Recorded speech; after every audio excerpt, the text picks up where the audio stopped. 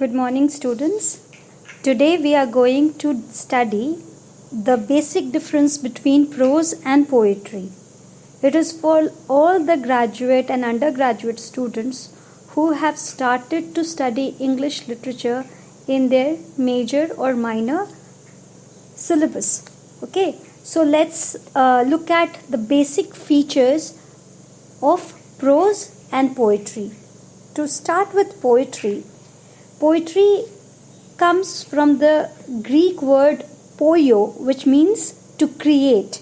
Okay, and it is an art form in which human language is used for its aesthetic quality, okay, rather than its notional or semantic content. So what is notional? Notion, that is an idea to denote, and semantic is the meaning of the sentence, that is semantics.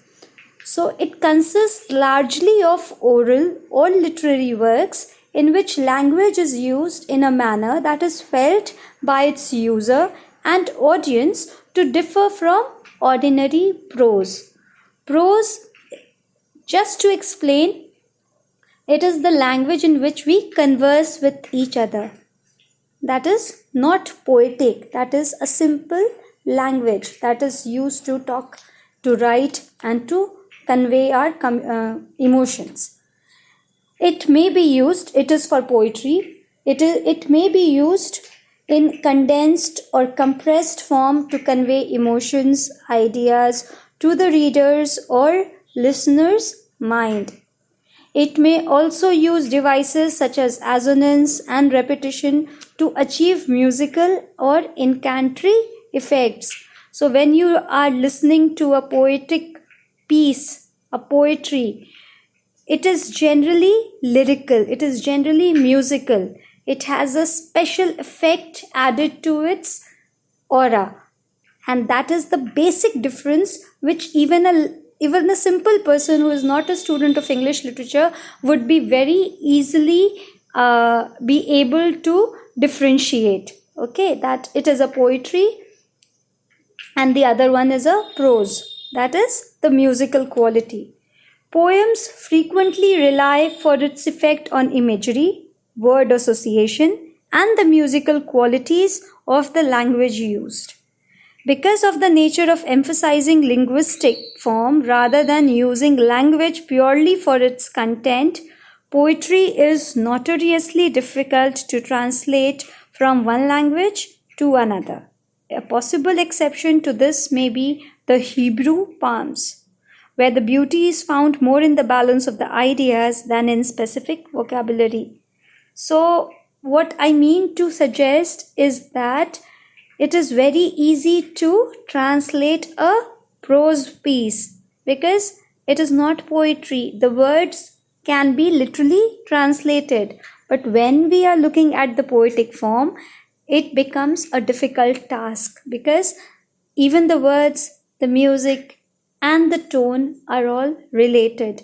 The poet might have used a single word for a different meaning, which, while translating, may tend to disorient from the original one. So it becomes a very, not very, but yeah, comparatively difficult task.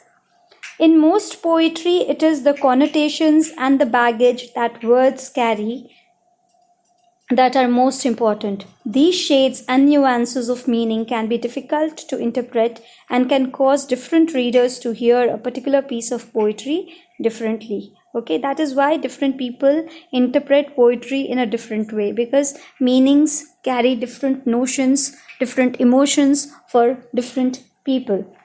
So now, after describing what is poetry and a bit of difference from prose, let's come to the nature of poetry.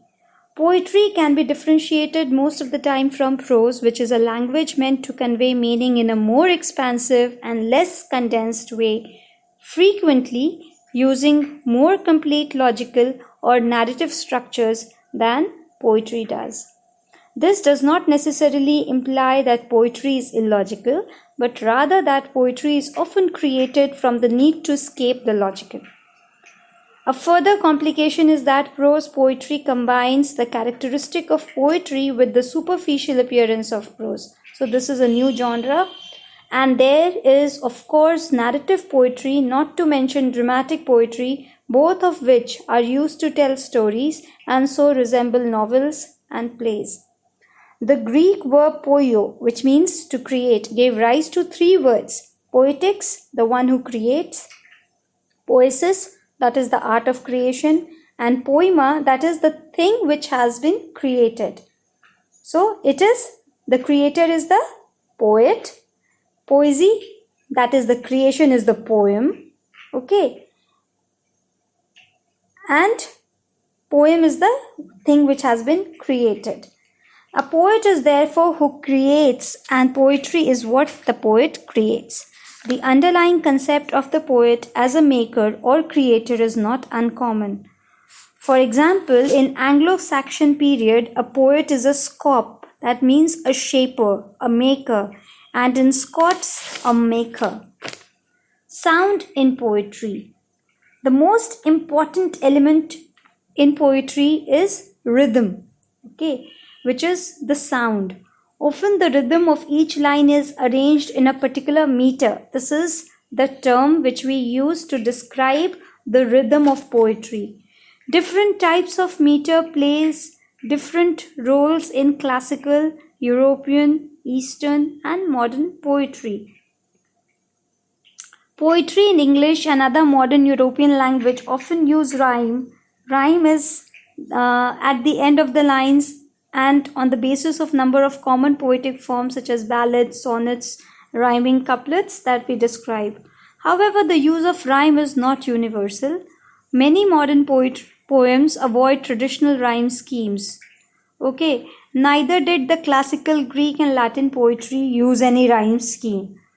In fact, rhyme did not enter European poetry at all until the High Middle Ages and was adopted from the Arabic language. The Arabs have always used rhyme extensively, most notably in their long rhyming qasids. Okay. Now, another feature which is very important is of alliteration, a very common figure of speech which you all must be knowing. Alliteration played a key role in structuring early Germanic and English forms of poetry, akin to the role of rhyme in later rhyme schemes. Okay, later European poetry. So, in addition to the form of rhyme, alliteration, and rhythm, sound plays a more subtle role even in free verse poetry in creating pleasing, varied patterns and emphasizing or sometimes even illustrating semantic elements of the poem. Devices like alliteration, assonance, consonance, dissonance, and internal rhymes are among the ways poets use sounds in poetic form. Now, when we compare poetry with prose, we find that poetry depends less on the linguistic units of sentences and paragraphs and more on the units of organization that are purely poetic. The typical structural element are the line, couplet, that is 2 lines, strophe, stanza, and verse paragraph. Lines may be self-contained units of sense as for example, the very famous line by Shakespeare, to be or not to be, that is the question. Alternatively, a line may end in mid-phrase like whether it's nobler in the mind to suffer. So, even a single sentence carries the entire meaning in a poetic form. In many instances, the effectiveness of a poem derives from the tension between the use of linguistic and formal units. With the advent of printing, poets gained greater control over the visual presentation of their work. As a result, the use of these formal elements and of the white space they help create became an important part of the poet's toolbox. Modernist poetry tends to take this to an extreme, with the placement of individual lines or groups of lines on the page, forming an internal part of the poem's composition. In its most extreme form, this leads to the writing of concrete poetry. Now, let's look at the rhetorical devices. Rhetorical devices like simile, metaphor are frequently used in poetry. Okay. And particularly since the rise of modernism, some poets have opted to reduced use of these devices, preferring rather to attempt to direct presentation of things and experiences. While other 20th century poets, particularly the surrealists, have pushed rhetorical devices to their limits, making frequent use of catharsis. Okay, so poetry, when we look at the history of poetry, it was frequently employed as a means of recording oral history that people used to sing and narrate and remember. It's very easy to remember things when it is in a poetic form. Okay, so it's soothing to the mind as well. Storytelling, genealogy, law, and other forms of expression or knowledge that modern societies must expect to be handled in prose. Poetry is often closely identified with liturgy in these societies, as the formal nature of poetry makes it easier to remember priestly incarnations and prophecies. The use of verse to transmit cultural information continues today. Most English speakers know that in 1492, Columbus sailed the ocean.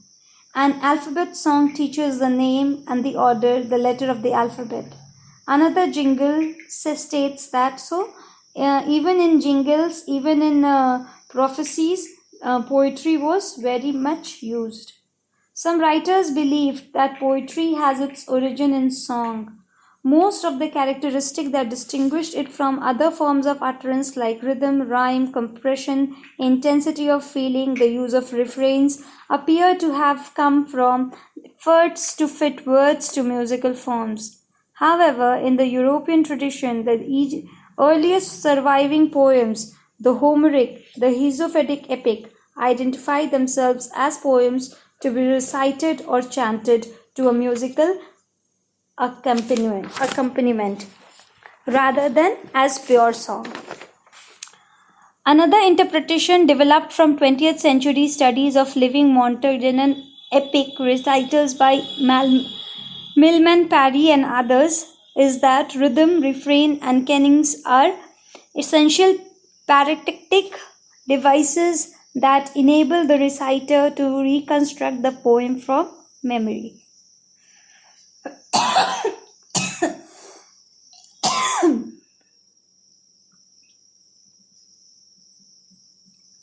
So let's stop here for this class. In the next class, I'll be talking about the definitions of poetry and the different types of meter and lines which we have been using. So this is all about the history of poetry, how it has emerged, the term, how it has come into existence, and a basic difference between the two important genres like poetry and prose. Thank you so much.